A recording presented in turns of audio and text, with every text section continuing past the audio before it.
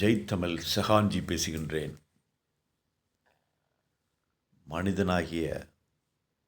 மனிதனாக பிறந்த ஒவ்வொருவரும் தங்களுக்குள் இருக்கும் இறைத்தன்மை,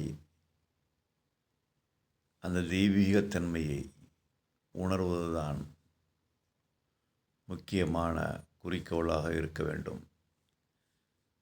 உங்களுக்குள் இருக்கும் இறைத்தன்மையை உணராமல் தவறவிட்டால் இந்த வாழ்க்கையே வீணாக போய்விடும். நீங்கள் பணத்தை சம்பாதிக்கலாம், புகழை சம்பாதிக்கலாம், உலகத்திலே உள்ள சிறந்த உயர்ந்த பதவியை கூட அடையலாம். ஆனால் உங்களுக்குள் இருக்கும் அந்த இறைத்தன்மையை உணராவிட்டால் உங்களது வாழ்க்கை வீண்தான். ஆம், நீங்கள் உங்களுக்குள் இருக்கும் அந்த இறைத்தன்மையை உணர்வதற்காகத்தான் மனிதனாக உயிர் தெழுந்து உள்ளீர்கள். நீங்கள் மனித பிறவி எடுத்தது சாதாரணமல்ல. பல பிறவிகளை கடந்து, பல லட்சம் பிறவிகளை கடந்து மனித பிறவியை எடுத்து இருக்கின்றீர்கள். மனித பிறவி என்பது மனித தன்மையிலிருந்து இறைத்தன்மை நிலைக்கு உயிர்த்தெழும் ஒரு வாய்ப்புதான் மனித பிறவி. இதனை மறந்து எதனையோ தேடி அலைவாய்ந்து கொண்டிருக்கின்றீர்கள். இறைவனை விழிப்புணர்வற்ற நிலையில் வெளியே தேடுகிறான் மனிதன். எத்தனை ஜென்மந்தான் இறைவனை வெளியே தேடுவாய்? அந்த அற்புதம் உனக்குள் இருக்கின்றது.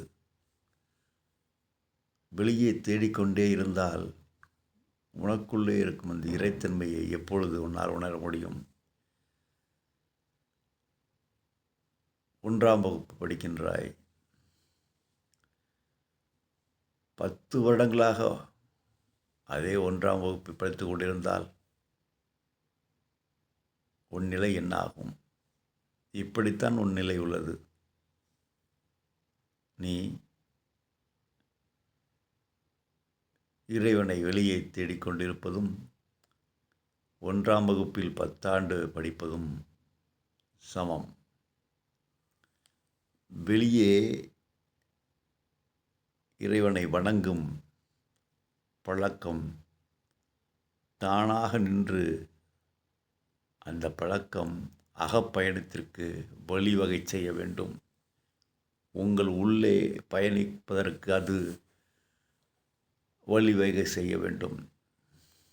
அதனை மறந்து எப்பொழுதுமே வெளியே இறைவனை தேடிக்கொண்டே இருந்தால் நீங்கள் பக்குவம் அடையவில்லை. உங்களுக்குள் இருக்கும் அந்த இறைத்தன்மையின் குரலை கேட்க நீங்கள் ஆயத்தமாகவில்லை. உங்கள் ஆணவ மனதின் குரலை கேட்டு அலைபாய்ந்து கொண்டிருக்கின்றீர்கள். நிம்மதியை தேடிக்கொண்டிருக்கின்றீர்கள். ஆனந்தத்தை வெளியே தேடிக்கொண்டிருக்கின்றீர்கள். நீங்கள் வெளியே வணங்கும் வரை, நீங்கள் வெளியே இறைவனை தேடும் வரை ஆனந்தத்தை வெளியே தேடுவீர்கள், அன்பை வெளியே தேடுவீர்கள், கருணையை வெளியே தேடுவீர்கள். ஆனால் அகப்பார்வை கொண்டு உள்முகமாக திரும்பி உங்களுக்குள் இருக்கும் இறைத்தன்மையை நீங்கள் உணர்ந்துவிட்டால் ஆனந்தம் தேடி உணர்வதற்குரிய ஒரு உணர்வல்ல, உள்ளார்ந்து பயணித்து உணர்ந்து கொள்வதுதான் ஆனந்தம். உங்கள் இறைத்தன்மையை நீங்கள் உணர்ந்துவிட்டால் நீங்கள் எதை நினைக்கின்றீர்களோ அது ஒவ்வொன்றாக உங்கள் முன் பவனி வரும். ஆம், உங்கள் இறைத்தன்மையை நினைக்கும் பொழுது உங்களுடைய 3வது கண் துடிக்க ஆரம்பிக்கும். அந்த 3வது கண் துடிக்கும் நிலையில் நீங்கள் எதை நினைத்தாலும் அது உங்களுக்கு செயலாக மாறிவிடும். ஆகையால் வெளியே இறைவனை தேடுங்கள். அந்த இறைவனை தேடும் உணர்வை உணர்ந்து தேடுங்கள். அப்படி தேடும் பொழுது அந்த வெளியே தேடும் இறைவன் என்ற தேடல் உள்முகமாக திரும்பும். அப்பொழுது உள்முகமாக பயணியுங்கள். உள்ளே பயணிக்க பயணிக்க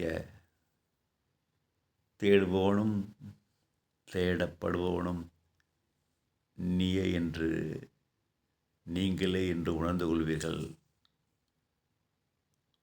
அந்த இறைத்தன்மையை உணரும் வாய்ப்பு உங்களுக்கு ஏற்பட்டுவிட்டால் அந்த நிமிடத்திலிருந்து உங்கள் வாழ்க்கை உன்னதமாகிவிடும், சொர்க்கமாகிவிடும், கொண்டாட்டத்தன்மையாகிவிடும். நீங்கள் ஆணவ மனதை தேவைப்படும் பொழுது மட்டும் பயன்படுத்துவீர்கள். இறுக்கமற்று இருக்க மாட்டீர்கள். அன்பை வெளியே தேடமாட்டீர்கள், மற்றவர்களுக்கு வழங்குவீர்கள்.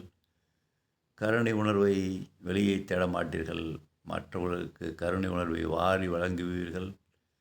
ஏனென்றால் உங்களுக்குள் இறைத்தன்மையை நீங்கள் உணர்ந்துவிட்டால் உங்களுக்குள் இருக்கும் அந்த ஜீவ ஊற்று, அந்த ஞான ஊற்று கொப்பளிக்க ஆரம்பித்துவிடும்.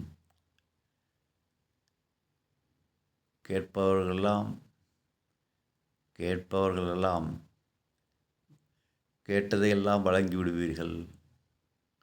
நீங்கள் கொடுக்க கொடுக்க உங்களுக்குள் அனைத்தும் வந்து கொண்டே இருக்கும். தேடுங்கள், வெளியே இறைவனை தேடுங்கள். அதை எப்படி தேட வேண்டுமென்றால் உணர்ந்து தேடுங்கள். அந்த உணர்ந்து தேடும் அந்த வெளித்தேடல் அகத்தேடலாக மாறும், மடைமாற்றமாகும். இந்த அகத்தேடலையும் உணர்ந்து தேடுங்கள். இறுதியில் அந்த தேடல் தானாக நின்று தேடுபவனும் தேடப்படுபவனும் நீங்கள்தான் என்று உணர்ந்து கொள்வீர்கள்.